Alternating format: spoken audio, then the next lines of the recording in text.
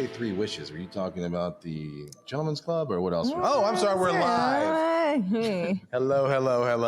Live with our best friend, Sydney. Makes Sydney's job a little bit harder this week.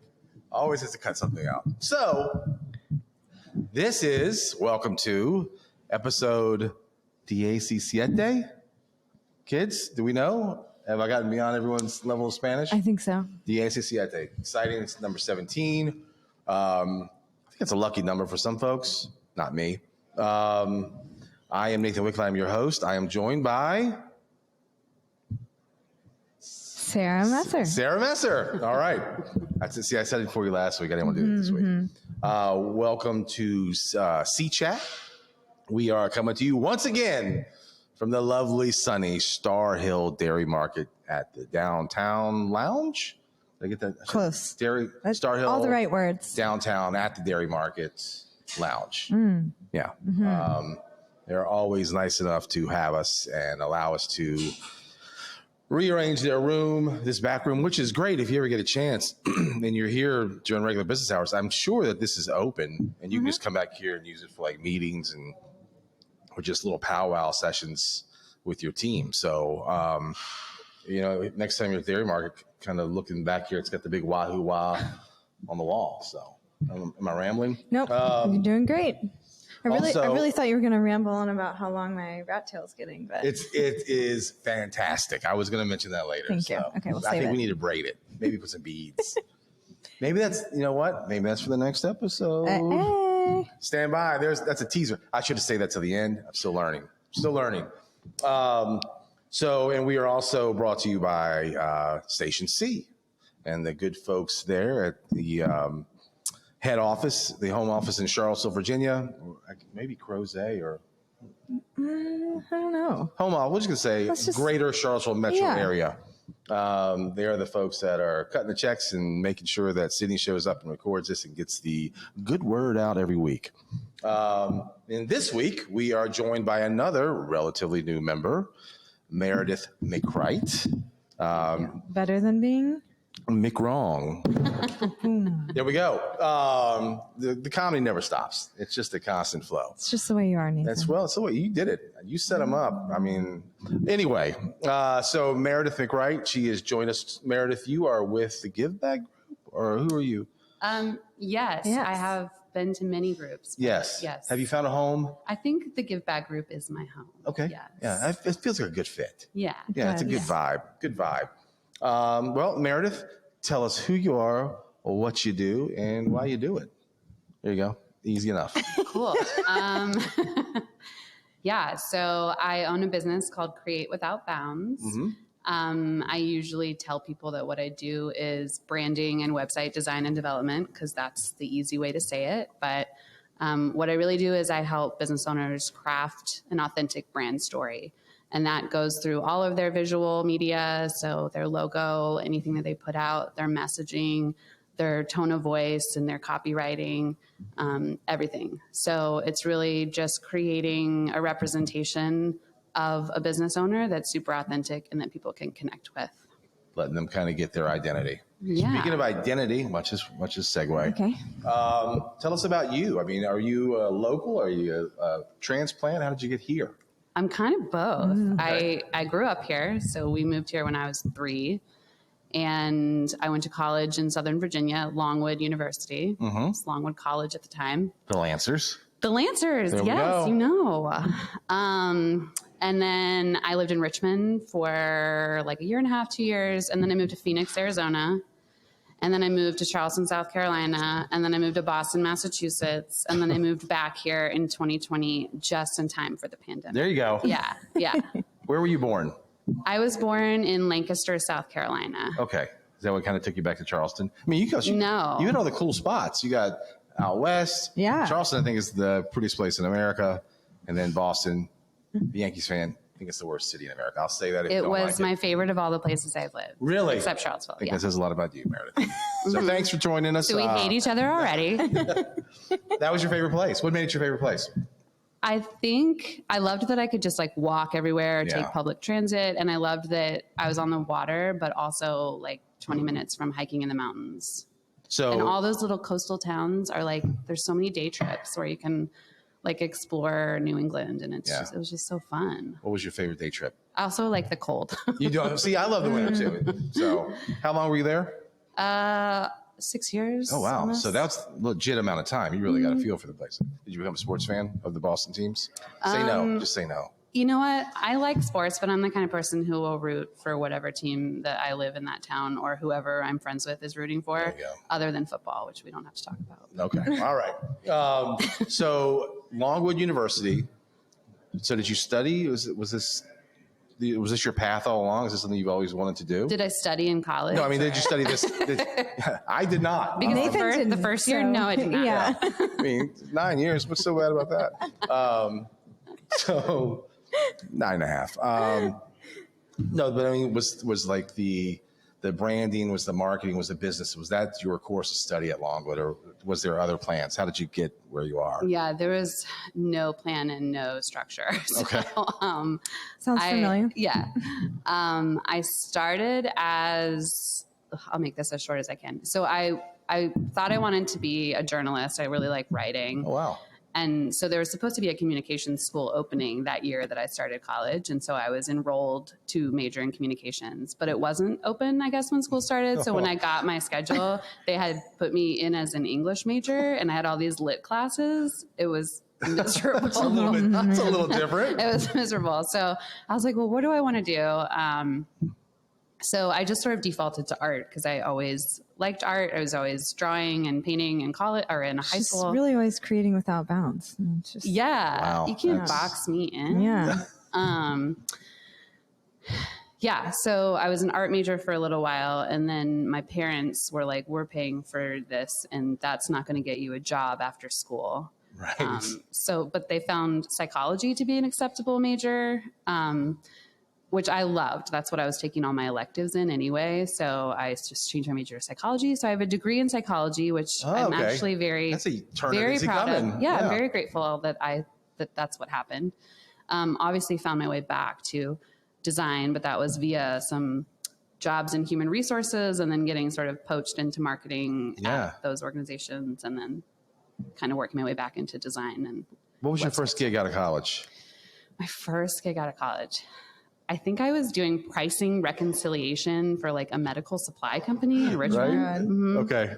Yeah, really using my psychology degree. I mean, it's pretty cool, and it seems like a great marriage of all these things: the writing, the psychology, and then the design. I mean, I feel like you're bringing a whole toolbox to this thing that maybe some folks don't have. I mean, where do you see the major advantages of Meredith McCreight, not McWrong, is over your other folks? I mean, with what you're bringing to the table.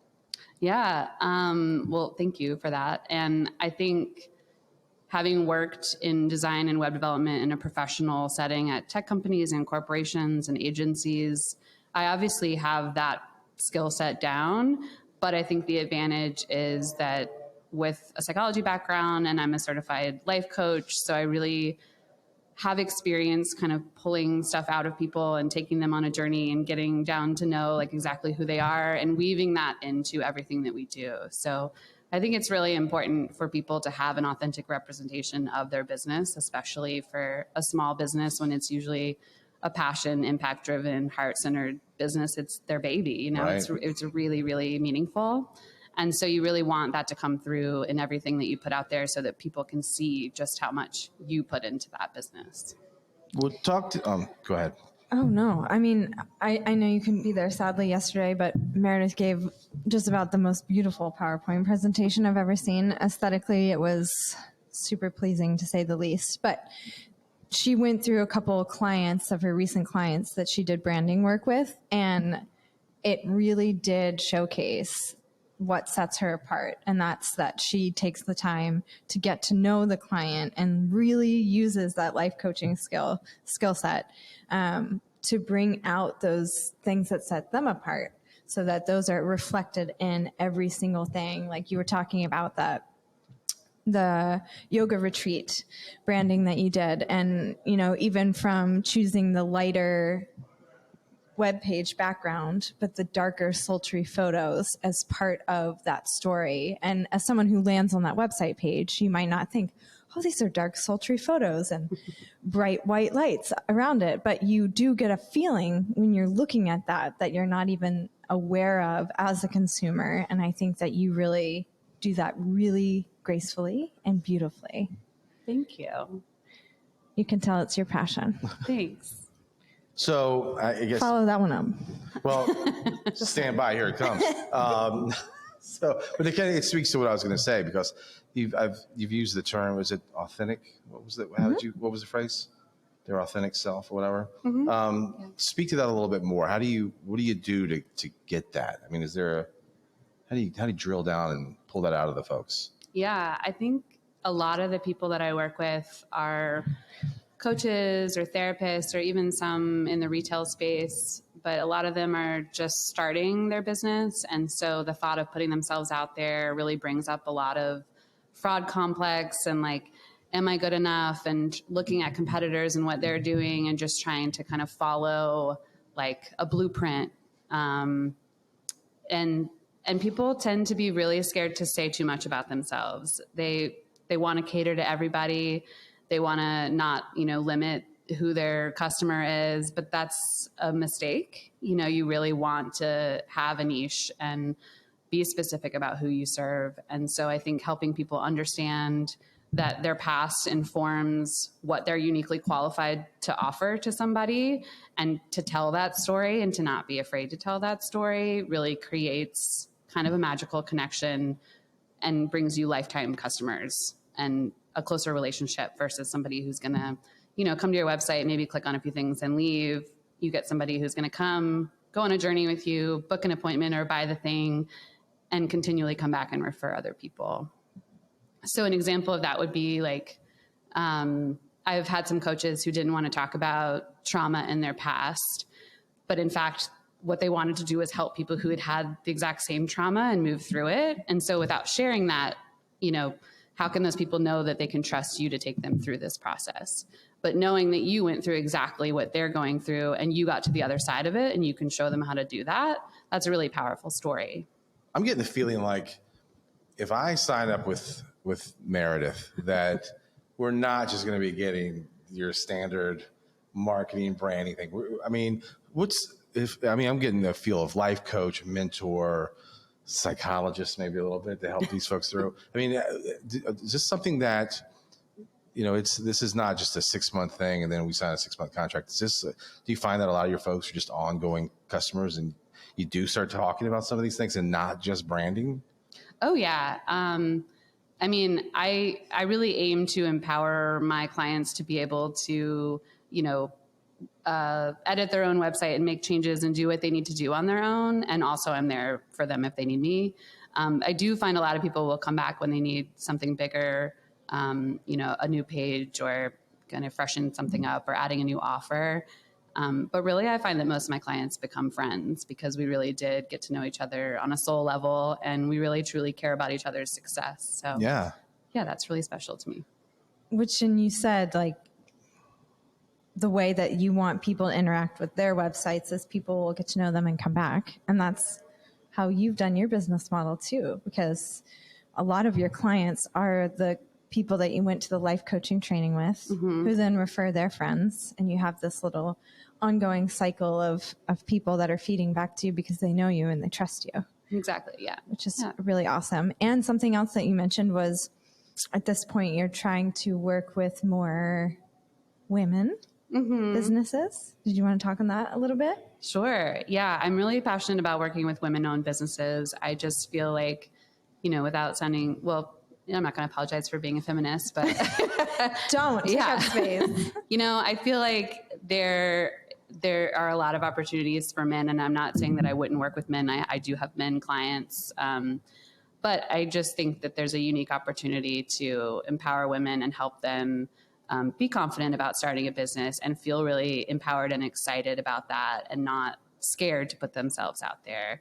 And I've been there. I know what that feels like. So I think that's really like a passion for me, and not to say like, I only work with women, but that just sort of lights me up to see a woman be able to confidently step into a new business adventure. Is that sort of like, is that the niche that you're kind of looking for, is like a a newer forming company, or do you have you organically kind of found that you work with this particular type of company or business? Is there something like that that's out there that's sort of like in your wheelhouse? Yeah, I would say I get probably a pretty even mix of people who are just starting out but have had some success and they have a budget to spend on website and branding or whatever they want to do. And then I also have people who have sort of done the DIY route and had some success for a couple of years, and now they're just really ready to just kind of overhaul their brand. It wasn't ever super authentic in the first place, and now they're like in a place where like, yes, I'm ready to fully put myself out there. And those are really the two types of people that I get. What's the project that you're the most proud of? You look back and say, that's the one right there. Oh man, I don't know. I love all of them. Give us a good one then. First women-owned business? The first woman-owned business. Well, it was probably my friend Cami K. She Great name, by the way. Love that name. Yeah, Cami K. Cami K. Well, it's Kobolewski is her last name, but everyone calls her Cami K, and that's her business. But she was a friend I made out in Phoenix through a networking group where everybody else sucked, to be honest. And we were like beeline for each other, and we're like, we see each other.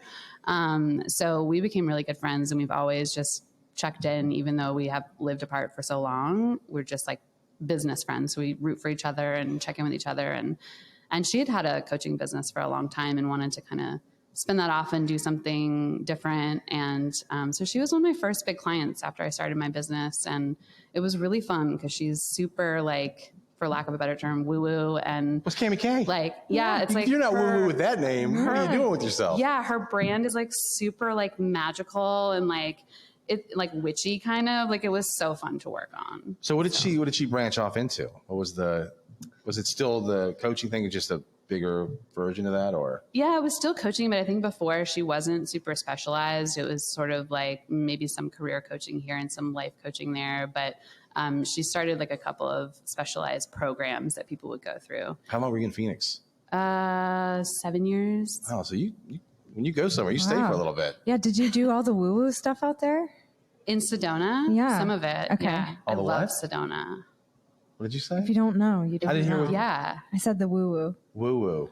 Okay. There's a lot of woo-woo stuff out there. There's a lot Big of magic crystals in Sedona. and In the mountains. And the Red Rocks. Yeah, you can ascend into different realms.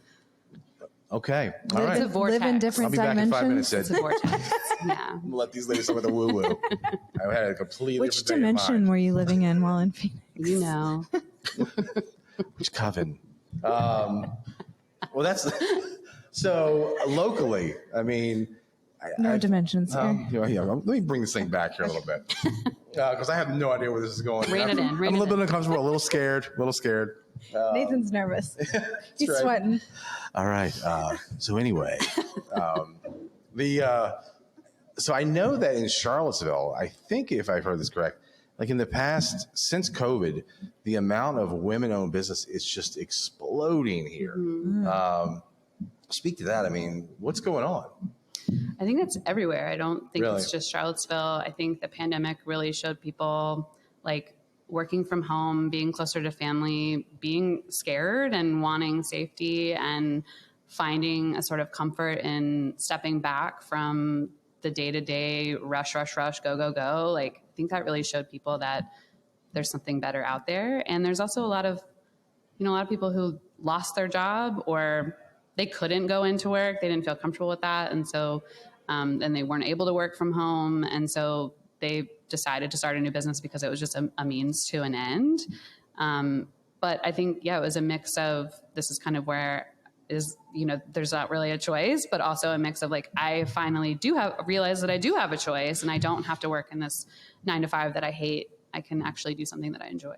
Yeah. So how, getting back to, you said you're in Phoenix for 6 or 7 years, or 6 years, 6 or 7. How long have you been in Charlottesville? Since February of 2020. Okay. Yeah. So we got you for a few more years. That's before you, 3 years. for our next stop. Good quick math. How'd you end up back here? What happened? My parents still live here. Okay. So this has always been home. It's always where I've come home for holidays and a few times a year to see my folks. So they were, I think I had always thought I'd come back to Virginia. And I almost did it a few times in like the 3 years before I came back. And then I would chicken out and be like, I'm not ready to leave yet. But I did want to be a little bit closer to family. My sister and her family are in Nashville. So they were never coming up to Boston. But they do come to Virginia a lot. Okay. So I was like, I will get to see them and my niece more often. And hopefully if they're listening, I was hoping shout out. I was hoping that me moving back would mean that they might move back too. But, I think they're going to move to Asheville, which is at least closer. Just dropping the in. That's all they're doing. Yeah. And you know Nashville to what? Asheville. You know what's in Nashville? What's that? More woo woo. That's true. Jeez Louise. That's true. Woo woo. Come on. Just saying. I love that you're just making saying. Nathan very uncomfortable. I know. Now I'm going to know. No. When this thing goes off air, we're finding out the woo woo. I'm getting all the deets. Now, while we're on this topic, Yes. something else that you've mentioned and has come up a lot, Miles. Yes, my dog. I thought you were going to say Bridgerton. Well, we'll get to that next. Yes, we can talk about that too. Yeah. Can we please? Because Nathan's finally gotten on the Bridgerton train. It's quite right, It's an indeed. exciting train. Continue. He texts only in that tone. He's in his Elizabethan era. I try. I love it. Sorry, Miles, your dog? Yes. So I have a 80-pound boxer. Love boxers. Yeah, he's white with Sorry, brown scoop the mic. spots. He's very unique looking. I thought he was one of a kind until I looked on Instagram, and there's more of him. Yeah, he's the You sweetest. say he's white? He's white with brown spots. Yeah. He looks like a cow. Yeah, he's the best. big I had a cow. white boxer for a long time. Did you? You did. Oh, Yep. they're the Name? best. Bishop. Bishop.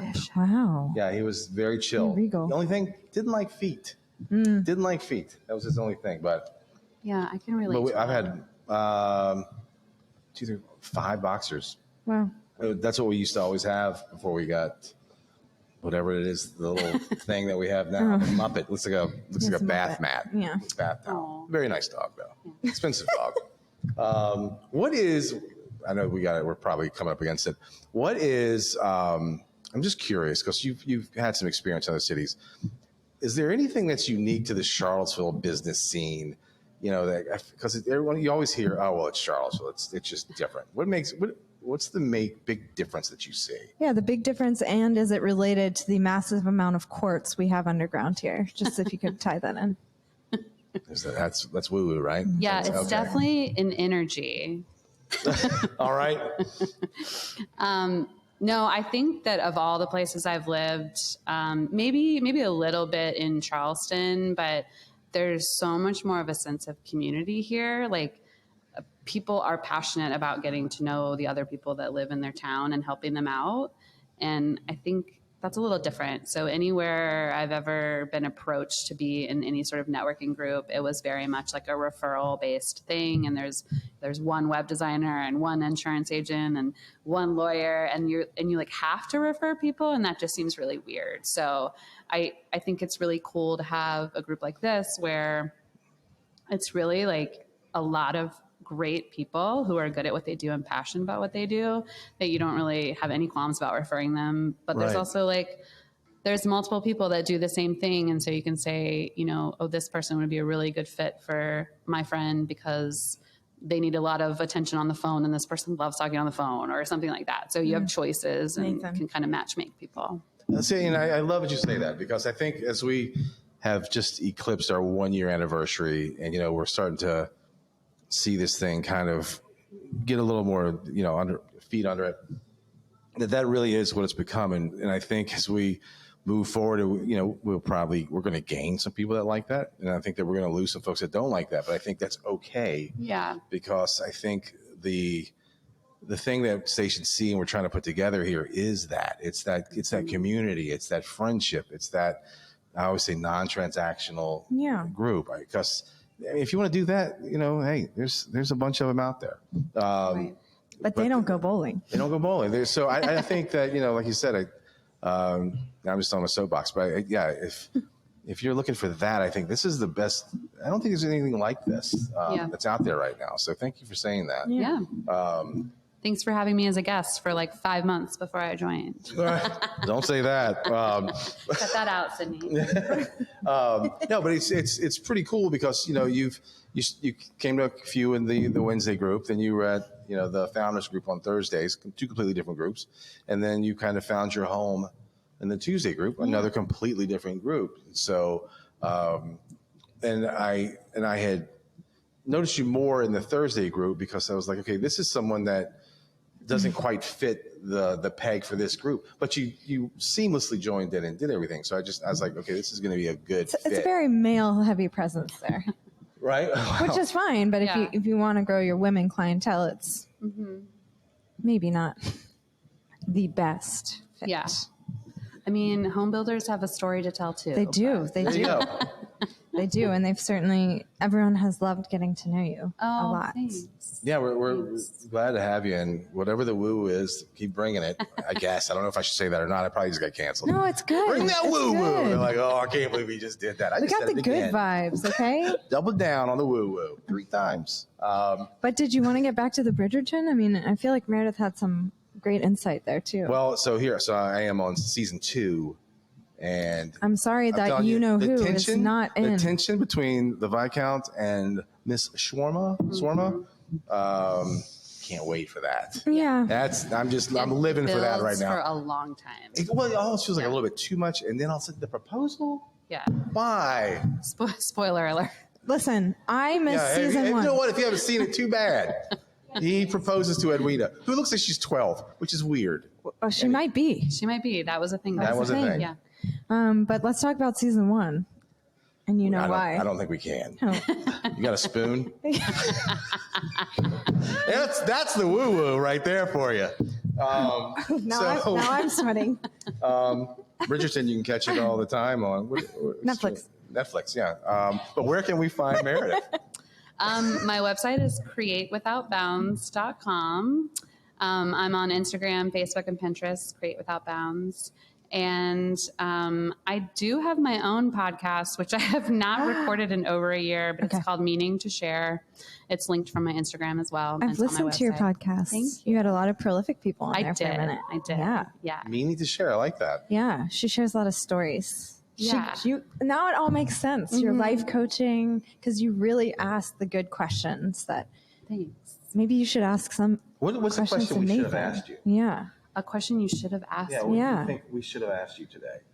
I don't know. I typically like to make people a little uncomfortable, not in like a bad way, but like push them a little bit. So I like to ask them like a question I always ask on every episode is what's something that you've been meaning to share? Wow. And I get a range of responses because it could be like something they need to get off their chest or like, something they've been working on that they're ready to like birth out into the world or it's anything. Wow. It could be anything. You want to take that one? Something I've been meaning to Yeah. share? I think I shared. I mean, I'm just Go deep. very excited for Bridgerton. I don't think I can just say that enough. That is Bridgerton and Miami Vice. Those are my 2 shows that I'm watching now. And they couldn't be more different. They couldn't be but because maybe one has a lot of cocaine. and one has a lot of. Miami Vice. Should I watch that? Is it good? It's amazing. You've never seen Miami Vice? Don't get him started. The new one? Is there a new one? Or is this like the no. old? You want the Okay. old. It's on Tubi. Go to Okay. Tubi. It's a free app. Are you waiting for them to like give you a sponsorship? I would, if they gave Send you some me free just stuff. one of Sonny Crockett's suits, I would wear that every day of my life, and you could tattoo Tubi on my forehead, and that would be so awesome. I love Miami Vice. He's been meaning to share that. I feel I'm so glad I got feel that. from That's you. passion. That's passion. I feel it. Miami Vice. Crockett and Tubbs. Love them. What you got? Did you name your dogs Crockett and Tubbs? Do you have dogs named Crockett and Tubbs? So dogs are always named after Marines, Oh, okay. except for the one we have now, which is Otto von Schnoodle Otto von Applestrudel the Schnoodle. Oh wow. Wow. Yeah. So in Sydney's response, if you didn't see that, was a gasp. That is the correct response because it's a ridiculous name. For a ridiculous dog. When you go somewhere, they're like, "Oh, we're here to see Otto von Strudel, Otto von Applestrudel the Snoodle." I can't even say it. It's so ridiculous. I'm like, yes, this is my 15-pound lap dog. Yes, hello. Whereas before we've had these big boxers named Brigadier General Archibald Henderson, Chesty Puller, all these other names. Now I've got Otto von Apple Strudel, the Schnoodle. And he's a screamer, which is even better. He's a bit of an alarmist and a screamer. I've shared a lot with you today. So I'm going to shut that off right now. Nathan, this Sarah? is like the best.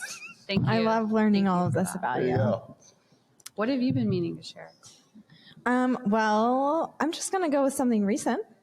Yesterday, you gave a presentation, and so did Anne, who we've had on the podcast. She was and fantastic. With curled hair, I curled heard, hair. She curled which her was hair for us. fantastic. You did too. Love it. Love the look. We should try it. We should put in a little more effort. Okay.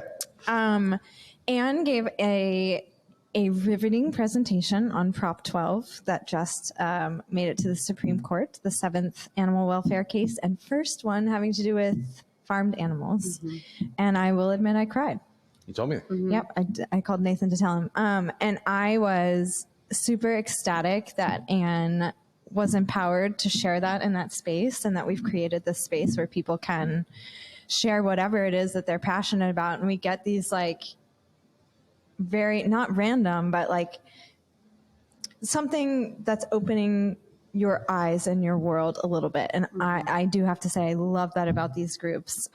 And getting to hear people when they're in their element is so moving to me. And we get to do that all the time. Like every time we see Sydney with a camera, and especially when she was doing those headshots and helping people with their videos, it's like you get to see people and it's like an effortless, they're in the flow, if you know what I'm saying. Yeah. I know what you're saying. It's a little woo-woo, but wow, there it is. seeing people in that stream of the things that they're good at and love and they come alive in, it's just amazing. And I was really moved by that and super excited. Thanks for sharing. Yeah. It was a Well, thank you beautiful guys for sharing. presentation. But you got anything you want to share? Yeah. Beyond what What you have you wanna been share? meaning to share? What have I been meaning to share? I am probably changing the name of my business, and we I've get all the breaking news. I know I've had a new. Wow. So to go back Is to the this like because of the receipt incident at Petite Mary? But no, her email was too long and she misspelled it, so she didn't get. I was like, you guys, I receipt. typed in my email wrong. I'm Meredith not at createwithoutbounds.com. Yeah, it's just That was the whole thing. if you do want to email me, it's just Meredith at createwithoutbounds.com. But yeah, so when I started my business, I left a corporate job where, you know, I was making the money I wanted to make, had the title I wanted. I thought I had everything that I ever needed. I was good, right? Well, I was miserable. And I stayed there for 2 years, and then I sort of left without a plan. I was like, I'm just going to freelance. And so that's what I did. And I got work right away, but it was really kind of like boring stuff, like graphics for white papers and fixing up PowerPoints at the 11th hour for tech companies. And it was fine. It was work. It paid well. But then I got a contract through a friend of mine who was a recruiter. And he's like, you have to be an LLC to take this contract. And I was like, I just was operating under my name. So I just kind of came up with the name really quickly and made an LLC. And so I never really gave myself the courtesy of going through the authentic process like I do with my clients. Right. So you will see a new name coming soon. Because you can be Create Without Bounds practicing as. Yes, I do have a DBA, yes. and I also It's have amazing. the business name reserved so no one else takes So it. do you want to share, or are you going to keep that for a minute? I'm going to wait for the big reveal. I could tell okay. I could tell Yeah, there was a little. We're gonna really wait for the big excited. reveal. Thanks. Well, let us Me know when it too. happens so we can Yeah. tell everyone. Okay, I will. All right, so we know where to get you. I think we're good to go on time. So join us next week. I think we're having like a completely different format next Oh, week. yeah. We got 3 guests. 3 guests and minus Minus me. the host. I will be on a dog rescue mission. I mean, like top secret, like all like ninja'd out. What are you doing? Like Bolt. Love Like that movie Bolt. too. That's a great movie. Right? It's not super top secret. I'm really excited about it. His name is Hodu, which is Korean for walnut. And you go to North Korea and break him out of. I'm going to, South Korea. No, Wow. I won't, but I'll be meeting someone from there to get him. Okay. Yeah. And a sweet little girl named Dory. Nice. Yeah. Will that make 19? Yeah. And I will share their stories when they arrive. Wow. So episode 19, we can learn about dogs. 18, 19. I mean, there's synergy here that we. You know, is that the woo woo? You know, Yes, that's is that the woo woo-woo? We're in the Synchronicities flow. are part of the woo-woo. Yeah, Oh, you it's can happening. feel it. It is happening. There is some stuff happening here today. Thank you, All right? Meredith, for bringing that energy. I'm going to get Thanks off for this now, acknowledging. and we're going to find out what the woo is, and maybe a little Bridgerton season 1 discussion. If you know what I'm saying. I think we all do. I'm here for it. See you. Turn those cameras off.